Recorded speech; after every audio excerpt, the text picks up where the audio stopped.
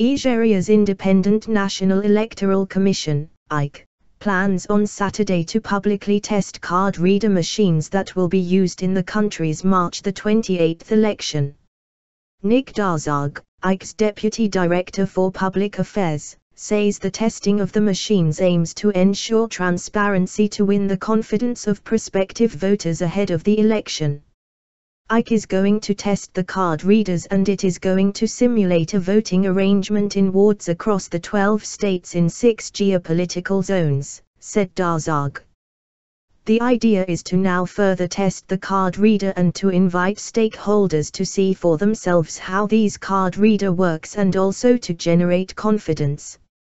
The electoral body aims to remove doubts and myths surrounding the machines, he added.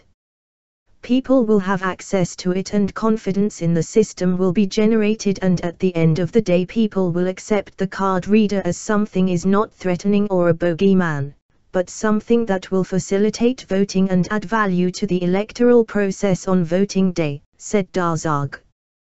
But opponents have threatened to boycott the election if INEC continues with its plan to use voter card reader machines during the poll.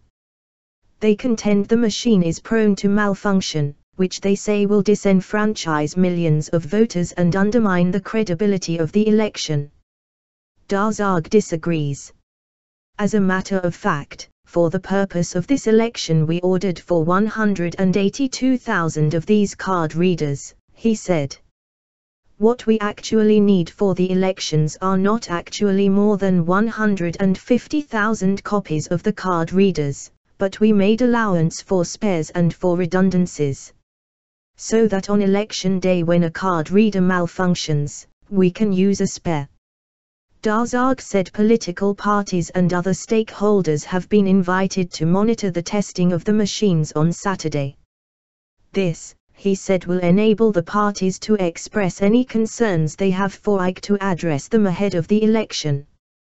They should come and witness for themselves and see that clearly that this card reader does not marginalize or disenfranchise anyone from the process, said Dazang. Rather what it does is to authenticate whoever presents himself at the polling unit, and then after authenticating the voter it verifies him and facilitates his proceedings to cast his vote. That is what it does.